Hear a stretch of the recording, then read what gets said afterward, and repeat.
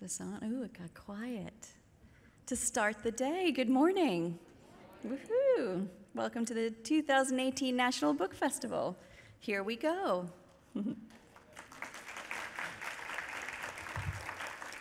I want to welcome you especially to the Poetry and Prose stage, which has been supported by the National Endowment for the Arts, the NEA, since the festival began, and we're proud to continue that support. My name is Amy Stoles, and I direct the literature program at the NEA, where we celebrate literature as an art and essential reflection of our nation's rich diversity of voices, and we do this by helping writers and translators create new work and connect with audiences through publishers and other literary organizations and programs like the NEA Big Read, which supports communities coming together to read and discuss one book, and like Poetry Out Loud, which you're going to hear about very shortly, and like this festival. And there are several members of the NEA literature team here today. They are floating around. You can see some of them. They're not in the back. They're probably around. Oh, hello. They are standing by ready to answer your questions, and they'll, after each session, we'll be back at the table where we have free stuff for you if you'd like to pick it up. And we have a terrific lineup for you today on this stage. I'm going to turn the mic over to, in a minute, over to the superb and superbly unflinching Lauren Miller, who manages the Poetry Out Loud program for the NEA, in partnership with the equally superb and superbly unflinching Steve Young at the Poetry Foundation. But before I do, I want to give a shout out to the 5 national student poets from around the country who've been chosen among the national medalists in the Scholastic Art and Writing Awards for their original poetry. They just received their awards from the Library of Congress yesterday. On behalf, the Librarian of Congress, on behalf of the Institute of Museum and Library Services and the Alliance for Young Artists and Writers. And can I ask you guys just to stand up and be recognized?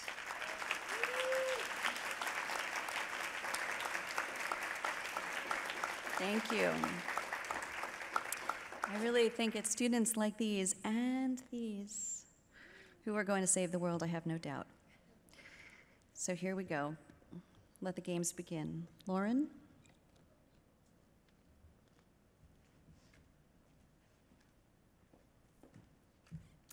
Hello, good morning, everyone. Good morning. As Amy said, my name is Lauren Miller, and I manage the Poetry Out Loud program at the National Endowment for the Arts. On behalf of everyone at the NEA, thank you so much for joining us here this morning. So first off, I'm going to tell you a little bit about the program, and then I'll introduce our wonderful guests here on stage, and you'll get a first-hand experience of the power of poetry being read aloud.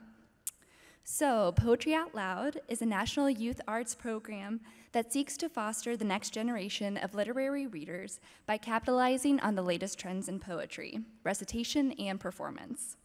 Poetry Out Loud encourages high school students to learn about the classic and contemporary poetry through memorization and public recitation.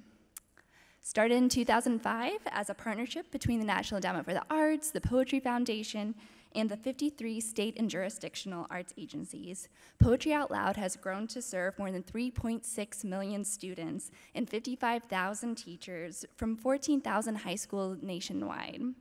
This means that Poetry Out Loud is in every state, DC, Puerto Rico, and the US Virgin Islands. This program helps students master public speaking skills, build self-confidence, and most importantly, discover their own creative voice. If poetry recitation sounds a bit dry to you, just you wait in a few minutes. You'll see the students here on stage recite, and they're phenomenal, and I can't wait for you to see them. So you may be wondering, how does Poetry Out Loud work? So Poetry Out Loud uses a pyramid structure that starts in the classroom. Winners in the classroom advance to school-wide competition, then to a regional and or a state final competition, and then ultimately at the national finals, which is here in Washington, D.C. every spring. Poetry Out Loud students are eligible for prizes at the state and national levels of competition, including a $20,000 prize for the national champion. And every year, Poetry Out Loud awards more than $100,000 in prizes and school stipends for the purchase of poetry materials. So if I maybe piqued your attention regarding prizes for any interested high school students or teachers in the audience, it's not too late to participate. Please visit the table in the back. We're giving away free teacher's guides for the 2018-19 school year. And we also have a wonderful website dedicated to the program, poetryoutloud.org, which has more than 900 eligible poems, video recitations, and a comprehensive teacher's guide. Last year, more than 300,000 high school students participated in Poetry Out Loud, and today you'll hear from 2 state champions who made it all the way to the top 9 at the national finals. So let's now introduce our guests and moderator to the stage. Nicholas Amador is the 2018 Hawaii Poetry Out Loud state champion and our 2018 second place national finalist. Nick is a first-year student at Harvard studying astrophysics. In his free time, he likes to sing, act, and write poetry. He is currently reading Infinite Jest by David Foster Wallace.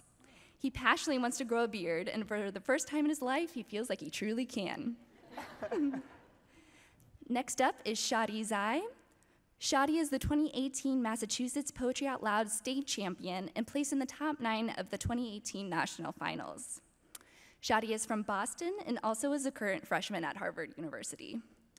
She's considering studying chemistry and English, but is excited to explore all opportunities available in college. In her free time, she enjoys running, riding, and meeting new dogs in her neighborhood, including their owners. Finally, we're extremely honored and pleased to be joined by poet and Poetry Out Loud national semifinals judge Javier Zamora.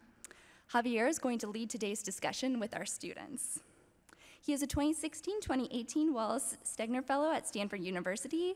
His poetry has appeared in several publications, including the Kennedy Review, New York Times, and Poetry Magazine.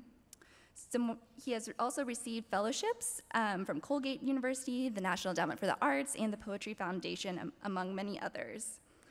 He was awarded the 2017 Landon Literary Fellowship, the 2017 Narrative Prize, and the 2016 Barnes & Noble Writer for Writers Award.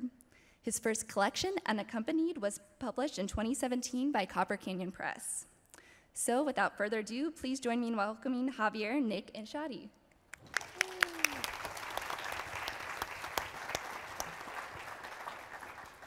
So what I thought for this panel, I want to introduce all of you to the poetry. They're gonna perform one poem, and then we're gonna talk about it, and then at the end, they're gonna close it up with a poem. And do one of you want to start? I'll start. Sure. Okay.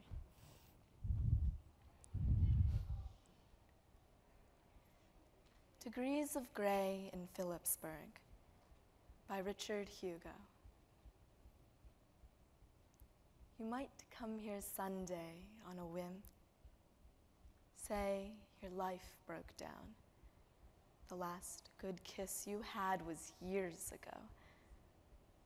You walk these streets laid out by the insane, past hotels that didn't last, bars that did.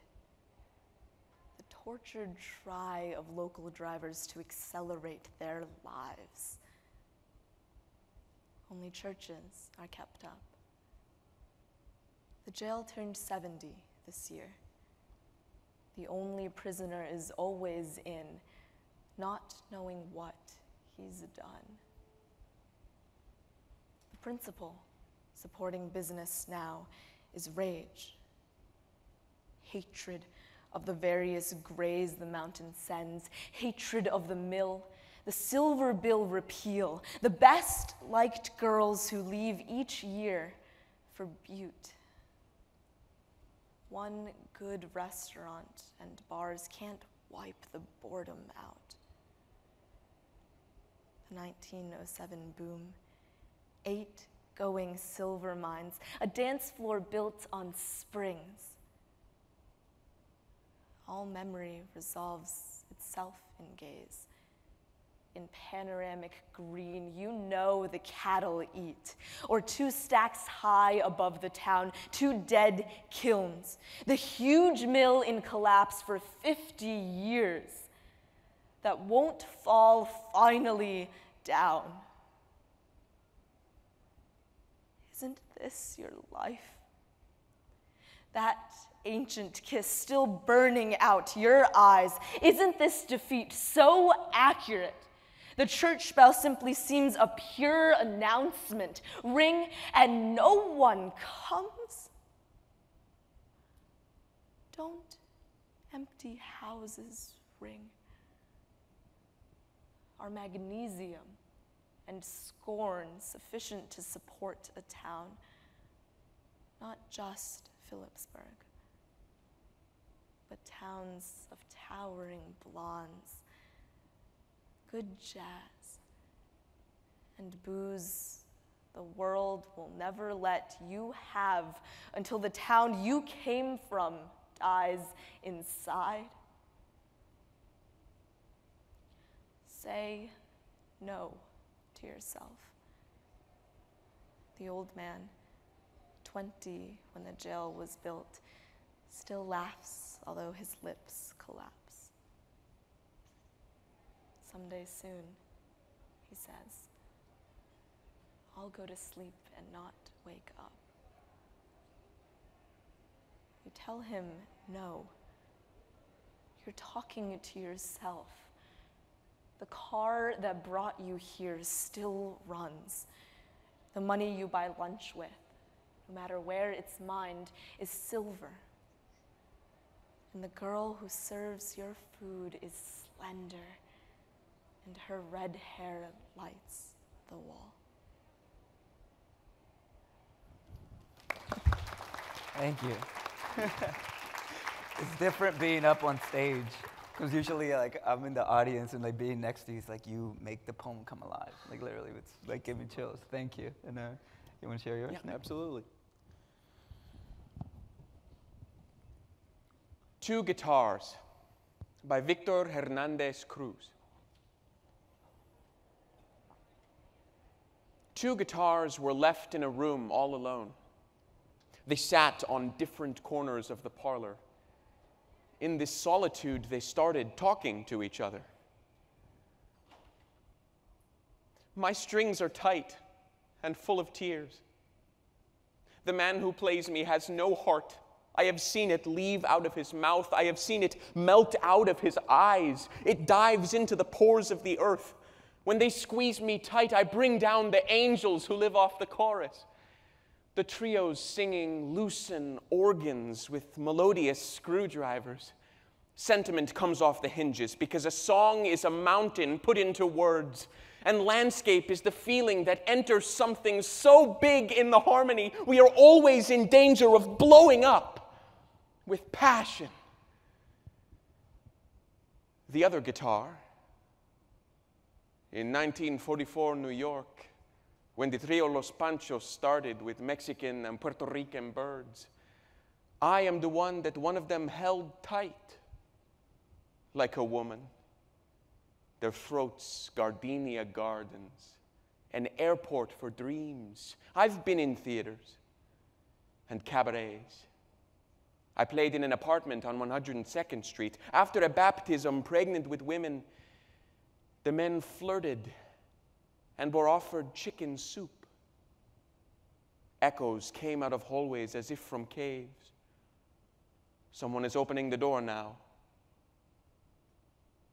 The two guitars hushed, and there was a resonance in the air, like what is left by the last chord of a bolero. Thank you.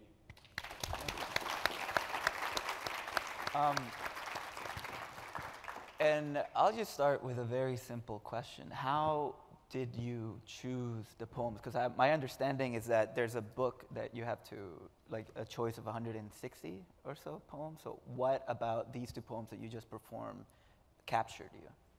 Or would you like to go first? Sure, I'll go first. Okay. Yeah, so the way we pick the poems, it's a catalog online on the poetryoutloud.org website. And there's a bunch of different ways you can browse it. You know, there are some restrictions.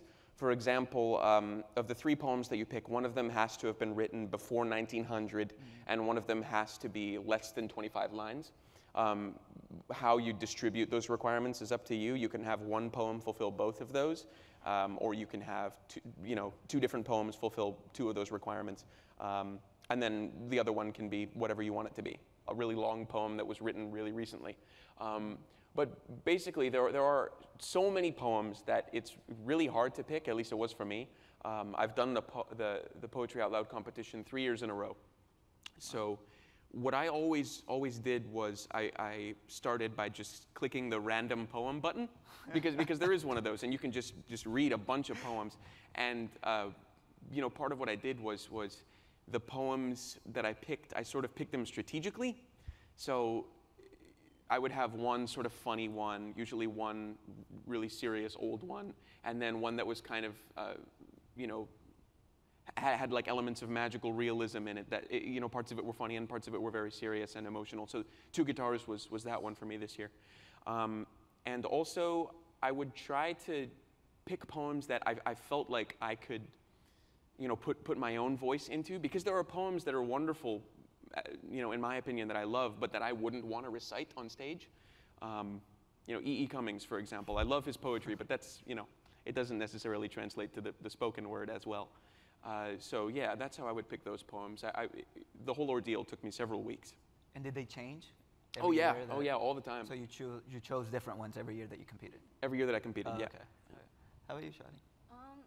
I mean, the best way I could describe it, both of us started college recently, and orientation is throwing like 1,000+ freshmen together and forcing them to socialize. And I feel like picking a poem or poems for this is a lot like that.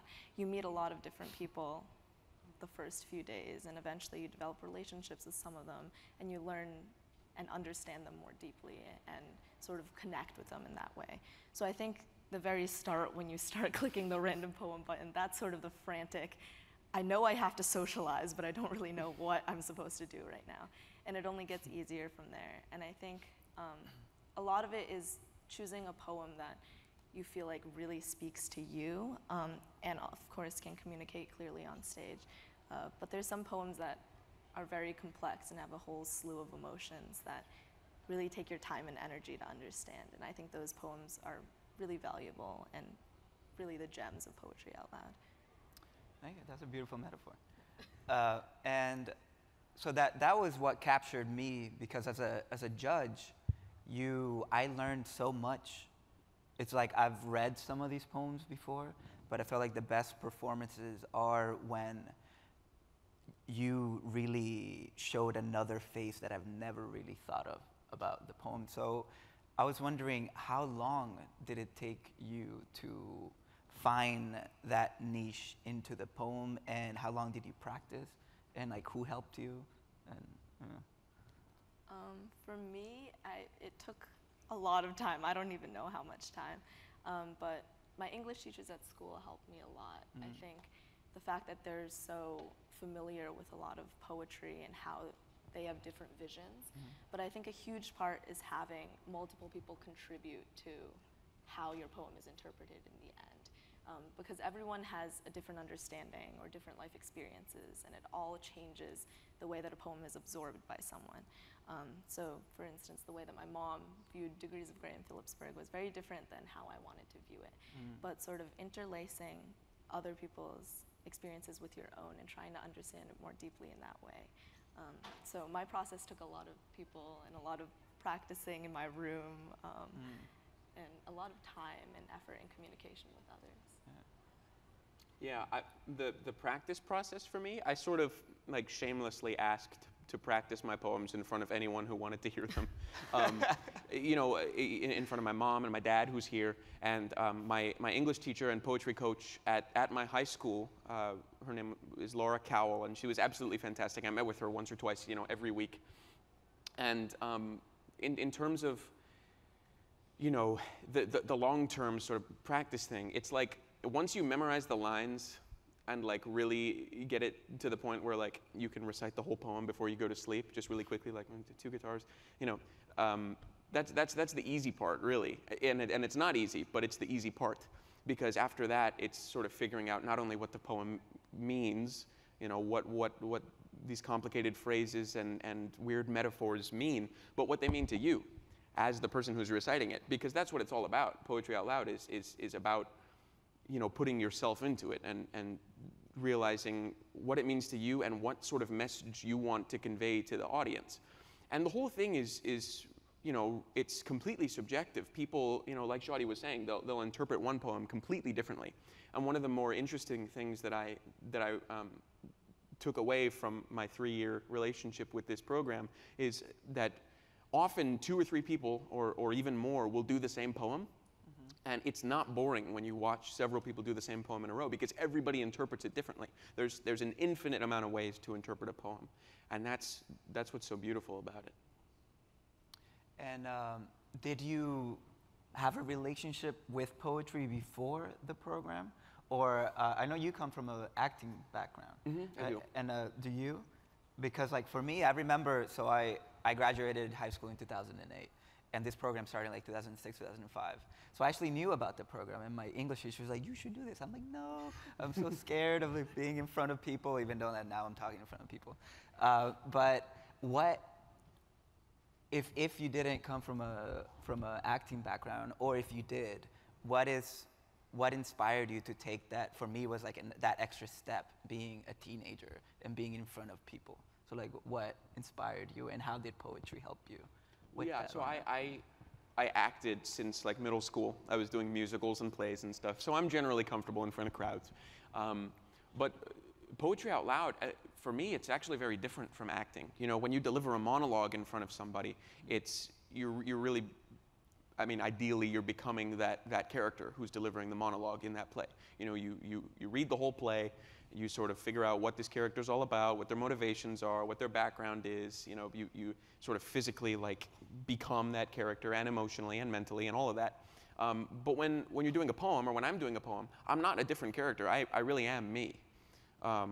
You know, it's not, I'm myself when I'm delivering the poem. So that actually makes it a lot more vulnerable.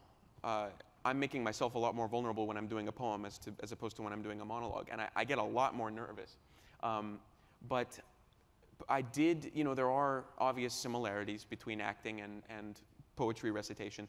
And I started Poetry Out Loud sophomore year, again, on my teacher's recommendation.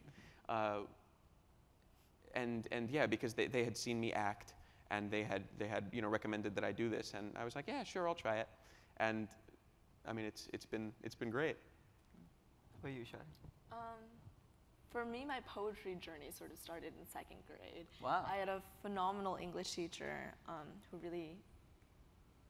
was really into the poetry unit, and I feel like communicated that really well to his students. And I think that just goes to show how important a good teacher can be in someone's education and development, just in life. But after that, I started writing poetry and reading poetry more and more, and having English teachers along the way who really encouraged that and inspired me. And then I went to a high school called Boston Latin School, which is very traditional. And we have a mandatory component of our English class called declamation, which is essentially memorizing someone else's speech or book or monologue and making it your own and performing that. So that's when my involvement with public speaking began. And I didn't learn until my junior year of high school that somehow poetry and public speaking actually went hand in hand pretty well. And I'm really glad that it happened to be a program at my school, and I happened to discover it, even if it was later on in my high school career. Wow. Well, good job, teachers. Yeah. keep telling us to do poetry.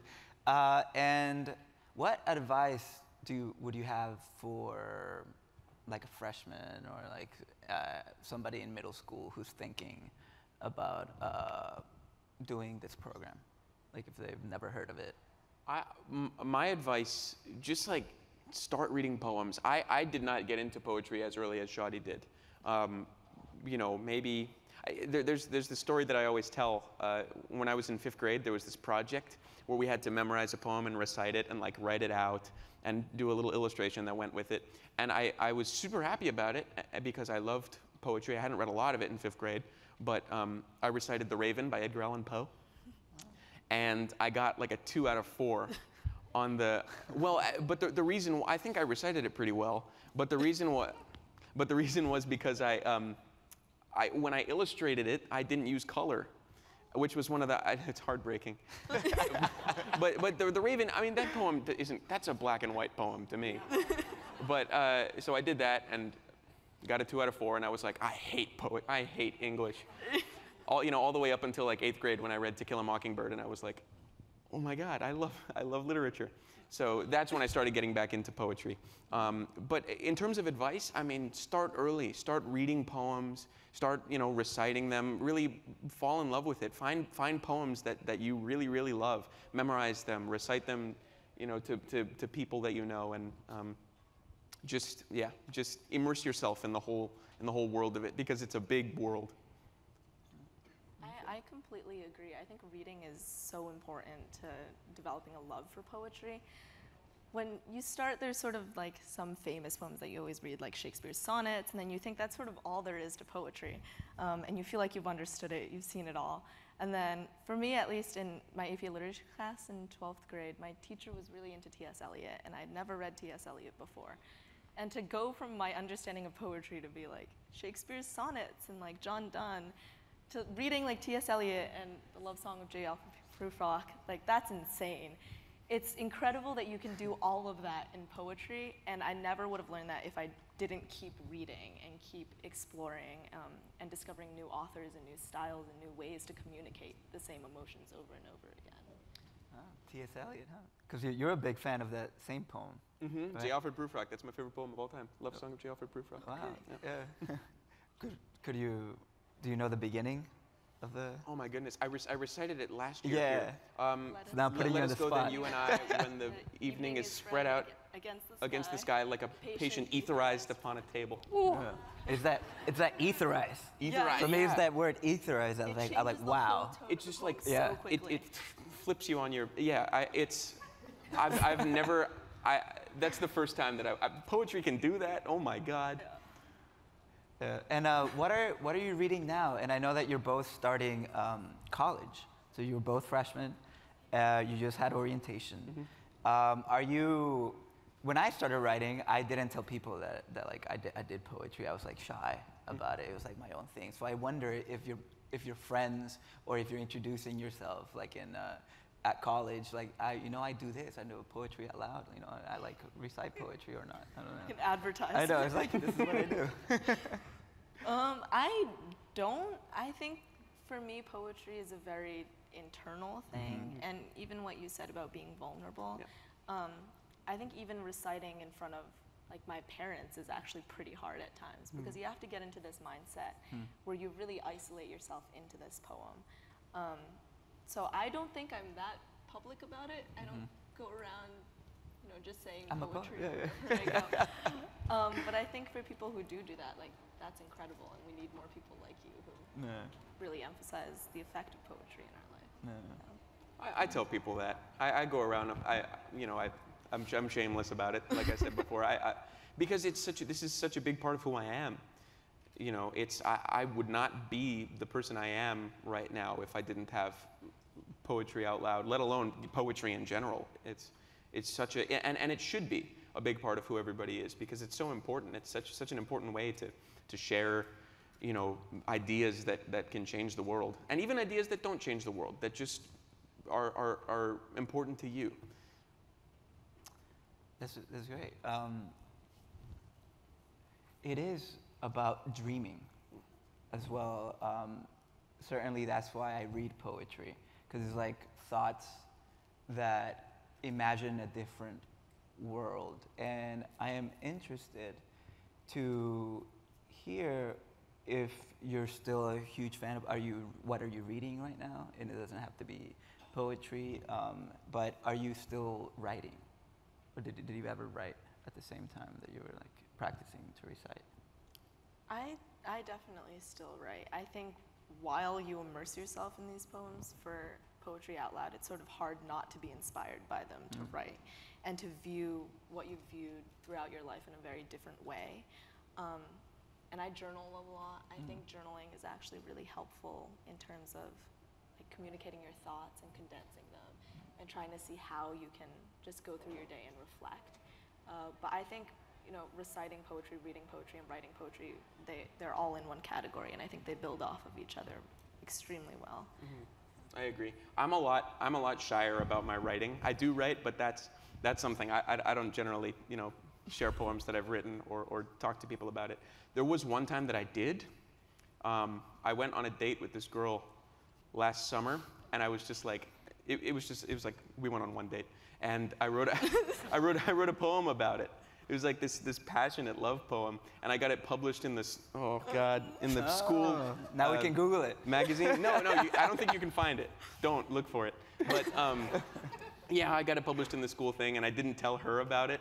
And like she read it, and she was like, "What?" Because it was the most embarrassing thing. It came out like in December, and I'd written it in the summer, so it was like something from a long time ago. So I don't share my poetry, but I do write, and it is important to do that. And one last thing, and before we close it off with you two reciting one more time. What do you think poetry can help us figure out about the political world that we're living in right now? It's a very difficult question and a very difficult time that we're living in. So what, if anything, did poetry teach you or not teach you that it can do? I guess what I'm asking is, what can poetry do politically for us right now? There, when you watch debates and you watch the news, it's a lot of people just saying the same thing over and over again to me on the news, and I feel like at a certain point, the only real way that you can sort of convey what's important is through something like a poem, and that's a difficult thing to say because I'm not exactly sure. Sometimes it's a fine line between like delivering a speech and delivering a poem, but poems are all about, like, they're short usually. With the exception of the love song of J. Alfred Prufrock. Most poems are pretty short. And it's all about, like, packing in, a lot of the time, it's about packing in a really important message, often political, into, like, a couple of lines. And because of that, because of how condensed it often is, it really hits you. Like, like a ton of bricks. It is so much more impactful, to me at least, than a really long speech. I can watch something that's like an hour and a half long, and it has a message, and I'm like, yeah, I agree with that. But if it's something that's really, really short, and it has that same message, it's like, woof.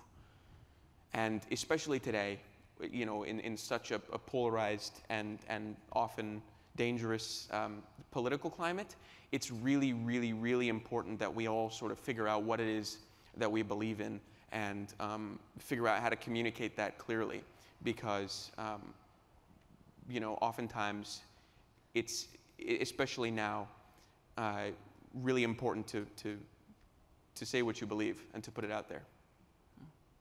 I wouldn't have phrased it as beautifully as that, but I think empathy is so important to poetry, and I think more than ever it's also something that we need to keep in mind when we're in a political climate and talking to other people with maybe differing political views, but justifications and their own personal experiences to back it up. And I think poetry, it just tries to communicate the human experience. And I think politics is also centered around the human experience. And both of these, if we don't really try to understand ourselves and the people around us and the people that make up our world, I don't think it would be valuable at all. So I think in that way, empathy is the center of both, and trying to understand what we need and what we want, and our futures, I think, is very similar. Yeah. Oh. Well, thank you two for your thoughts, and hopefully the president would think the same as you two. But do you want to close it off by reading another poem? Sure. Yeah. Yeah.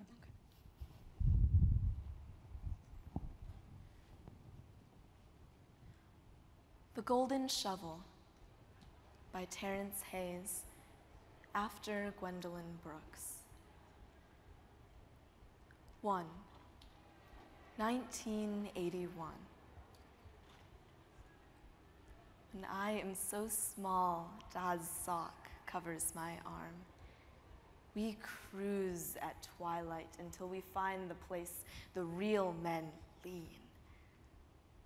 Bloodshot and translucent with cool.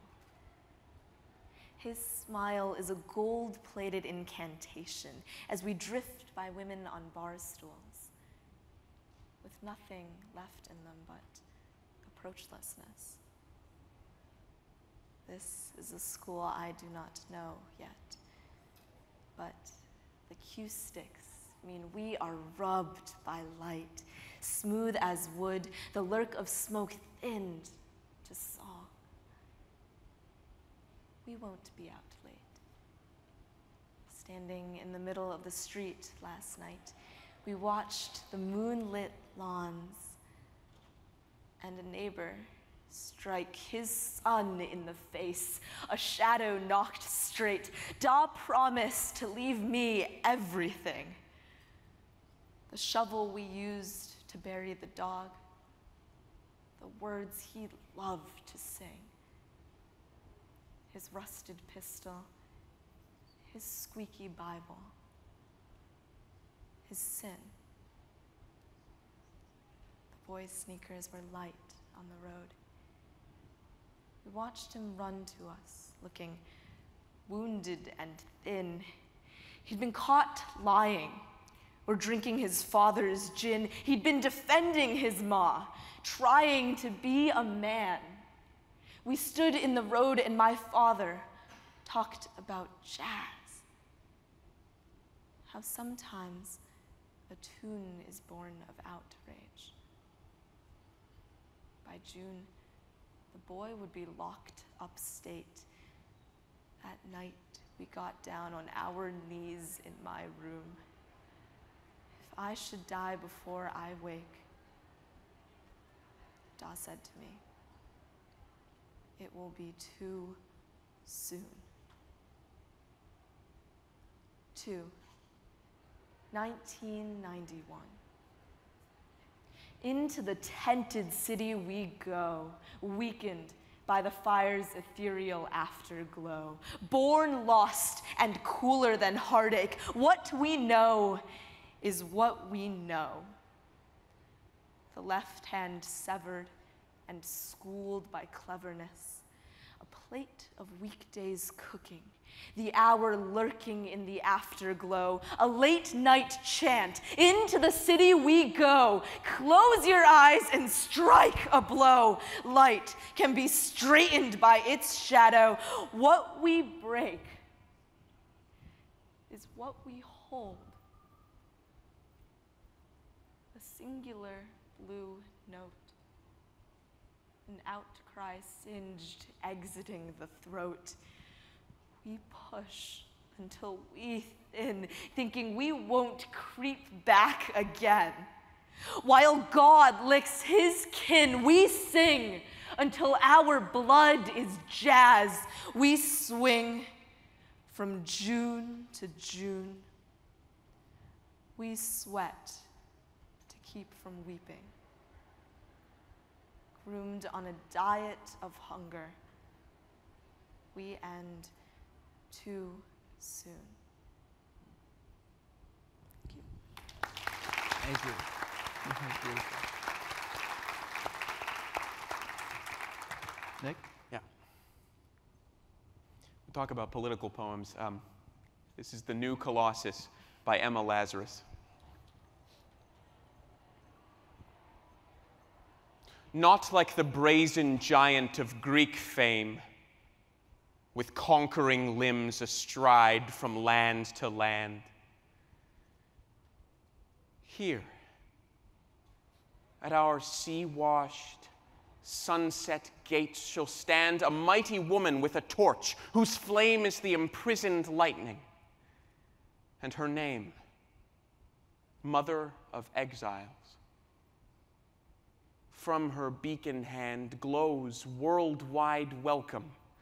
Her mild eyes command the air-bridged harbor that twin cities frame.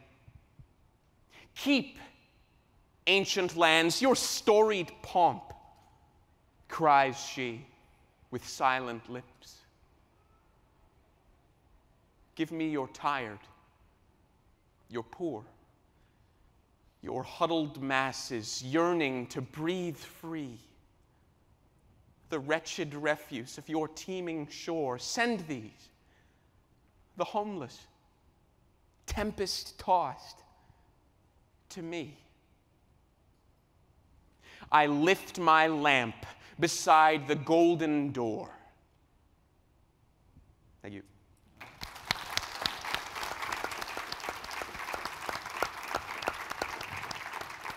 Well, thank you, Shadi, and thank you, Nick, and thank you all for listening. And hopefully, if you're teachers out there, you encourage all your students to participate in this program, and that you continue to teach poetry and you continue to read.